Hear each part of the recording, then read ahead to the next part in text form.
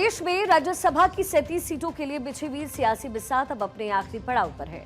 16 मार्च 2026 को होने वाले इन चुनाव के लिए नामांकन खत्म हो चुके हैं और आज यानी 9 मार्च को नाम वापसी का आखिरी दिन है, जहां कई राज्यों में बड़े दिग्गजों का निर्विरोध चुना जाना तय है। वहीं बिहार, उड़ीसा और हरियाणा जैसे राज्यों ने मुकाबले को बेहद रोमांचक बनाया। चुनाव आयोग ने 10 राज्यों का स्केड्यूल जारी किया, जहां पर मौजूदा सदस्यों का कार्यकाल अप्रैल 2026 में खत्म हो रहा है। हिमाचल प्रदेश की इकलौती सीट पर फिलहाल कोई हलचल नहीं है। यहां पर कांग्रेस का स्पष्ट बहुमत है और पार्टी ने दिग्गज वकील अभिषेक मनु सिंघवी को अपना उम्मीदवार बनाया। बहुमत के आंकड़ों को देखते हुए उनकी जीत लगभग पक्की है। वहीं तेलंगाना की 2 सीटों पर भी मुकाबला टलता दिख रहा है। यहां पर कांग्रेस और बीआरएस के बीच एक-एक सीट का बंटवारा होता नजर आ रहा है, जिससे चुनाव की नौबत आने की संभावनाएं कम है। बिहार में राज्यसभा की 5 सीटों के लिए जंग सबसे ज्यादा दिलचस्प है। एनडीए की 4 सीटों पर पकड़ मजबूत है, लेकिन 5वीं सीट के लिए आरजेडी ने एडी सिंह को मैदान में उतारकर पूरा गणित बिगाड़ दिया। अब एनडीए को अपनी अतिरिक्त सीट बचाने के लिए बाहरी समर्थन की तलाश करनी पड़ेगी।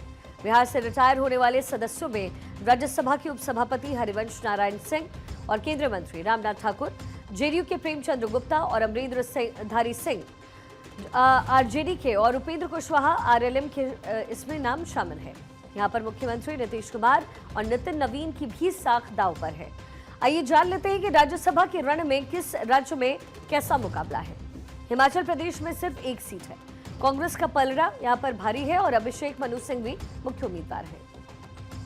तेलंगाना में ही 2 सीटें, कांग्रेस और बीआरएस के बीच में सीटों का बंटवारा होने से मुकाबला कम होने की उम्मीद है। उड़ीसा में 4 सीटें हैं। बीजेपी ने निर्दलीय दिलीप राय को समर्थन दिया, जिससे यहाँ पर त्रिकोणीय मुकाबला फंस गया है। हरियाणा में 2 सीटें हैं। बीजेपी और कांग्रेस के बीच में टकराव की पूरी संभावनाएं हैं। छत्तीसगढ़ में 2 सीटें हैं। कांग्रेस से फूलो देवी नेताम और बीजेपी से लक्ष्मी वर्मा के बीच में मुकाबला तय होगा। तमिलनाडु में सबसे ज्यादा है 6 सीटें, जिसमें तिरुचि शिवा और थम्बीदुरई जैसे दिग्गजों के निर्विरोध चुने जाने की उम्मीद है। उड़ीसा की 4 सीटों पर मामला त्रिकोणीय है। यहाँ पर कांग्रेस ने बीजेडी को समर्थन देने का फैसला किया, लेकिन बीजेपी ने खेल करते हुए निर्दलीय उम्मीदवार दिलीप राय को अपना समर्थन दिया। इससे मुकाबला कांटे का हो गया।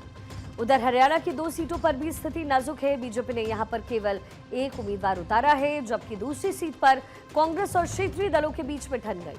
बीजेपी ने यहां पर रणनीतिक तौर पर हर्ष संघवी को ऑब्जर्वर बनाकर भेजा, ताकि कोई भी मौका हाथ से न जाने पाए। अब महाराष्ट्र की 7 सीटों पर शरद पवार एनसीपी एसपी के समर्थन से, वहीं बीजेपी के समर्थन से विनोद तावरे और रामदास आठवले जैसे दिग्गजों की वापसी तय मानी जा रही है। पश्चिम बंगाल में टीएमसी का पलड़ा भारी है। यहां पर बाबुल सुप्रियो और कोयल मलिक जैसे नाम चर्चा का विषय। असम में भी एनडीए की स्थिति मजबूत और तीनों ही सीटों पर उनके उम्मीदवारों का रास्ता क्लियर है। 16 मार्च को सुबह 9 बजे से मतदान होगा और उसी शाम 5 बजे तक नतीजे भी आएंगे। इस चुनाव का विश्लेषण अगर करें तो साफ है कि बीजेपी और एनडीए अपनी संख्या बल को लेकर बेहद सतर्क है। ऑब्जर्वर्स की भारी भरकम फौज उतारना यह दिखाता है कि पार्टी क्रॉस वोटिंग के डर को खत्म कर उच्च सदन में अपनी ताकत बढ़ाना चाहती है। दूसरी ओर इंडिया गठबंधन उन राज्यों में सेंधमारी की कोशिश कर रहा है जहां आंकड़े थोड़ी भी ऊपर नीचे हैं, जैसे कि बिहार और उड़ीसा। ज्यादातर सीटों पर निर्विरोध चुनाव ये संकेत देता है कि राजनीतिक दलों ने पर्दे के पीछे समझौते कर लिए हैं, लेकिन जिन 3 से 4 राज्यों में मुकाबला है, वहां की जीत और हार आने वाले समय में राष्ट्र राजनीति और गठबंधन की मजबूती का लिटमस टेस्ट साबित जरूर होगी।